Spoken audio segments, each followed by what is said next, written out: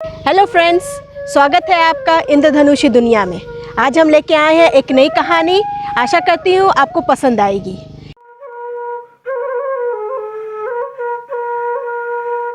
एक गांव में एक लड़की रहती थी, उसका नाम मनु।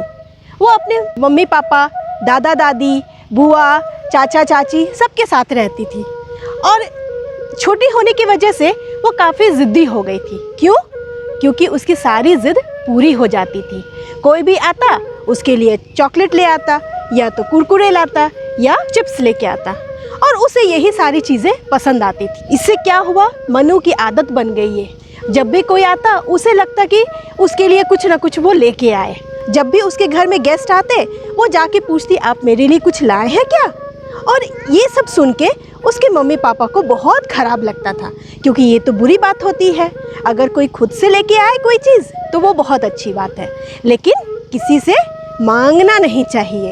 एक दिन क्या हुआ, मनु अपनी दादी के साथ मार्केट गई। दोनों वहाँ पहुँचे तो दादी ने सारी चीज़ें खरीद ली। दादी के पास पैसे ख़त्म हो गए थे। मनु की नज़र जो है चिप्स पे पड़ी। उसने दादी से कहा, दादी मुझे चिप्स खाना है। दादी ने उसे समझाया, मनु बेटा मेरे पास तो पैसे ख़त्म हो गए हैं, हम लोग अगली बार आएंगे तो तुम्हारे लिए चिप्स लेके आएंगे। लेकिन मनु थी कि ज़िद करने लगी, नहीं मुझे चाहिए तो चाहिए। तो वहीं पे मनु ज़ोर ज़ोर से रोने लगी और वो किसी की बात नहीं सुन रही थी। ये तो बहुत शर्मिंदगी की बात है। सभी लोग देखने लगे कि अरे ये बच्ची क्यों रो रही है। भीड़ से अचानक मनु की दादी की एक सहेली आई। उसने देखा अरे मनु रोए जा रही है, तो उसने पूछा, क्या हुआ बेटा, क्यों रो रही हो? मनु ने कहा कि मुझे तो चिप्स चाहिए। तो दादी ने कहा, अच्छा कोई बात नहीं, मेरे पास चॉकलेट है, तुम चॉकलेट लोगी? मनु ने कहा, हाँ मुझे चॉकलेट चाहिए। तो दादी ने क्या किया, एक चॉकलेट निकाल के मनु को दे दिया।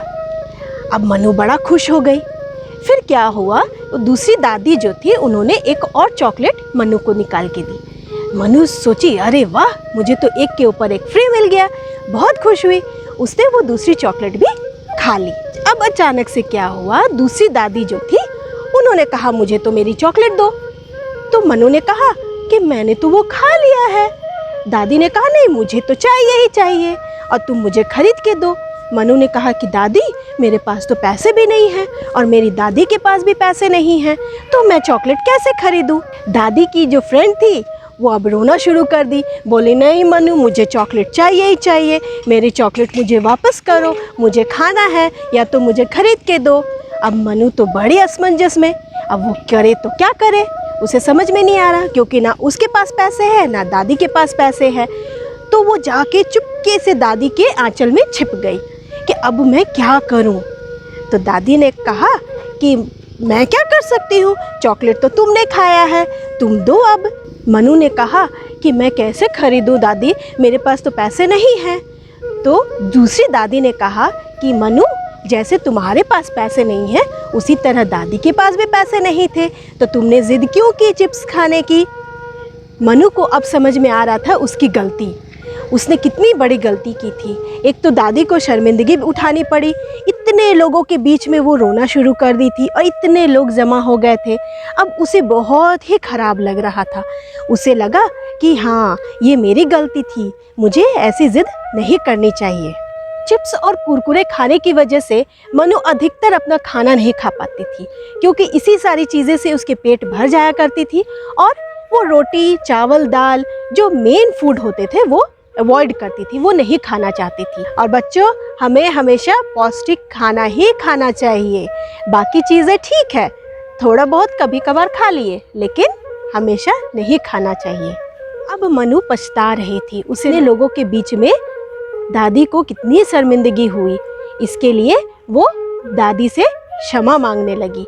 बोली, दादी I am very very sorry, अब मैं ज़िद नहीं करूँगी, किसी चीज़ की भी ज़िद नहीं करूँगी, ना चिप्स की, ना चॉकलेट की, ना कुरकुरे की।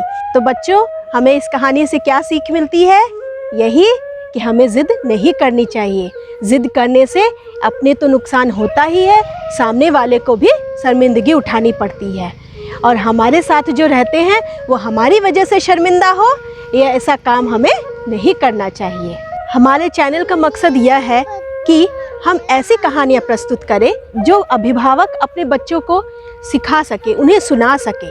अगर आपको ये कहानी पसंद आई हो तो इसे ज़रूर लाइक करें और हमारे चैनल को सब्सक्राइब करें। फिर मिलेंगे अगले एपिसोड में एक नई कहानी के साथ, एक नई सीख के साथ। तब तक मुस्कुराते रहिए, मस्त रहिए, स्वस्थ रहिए।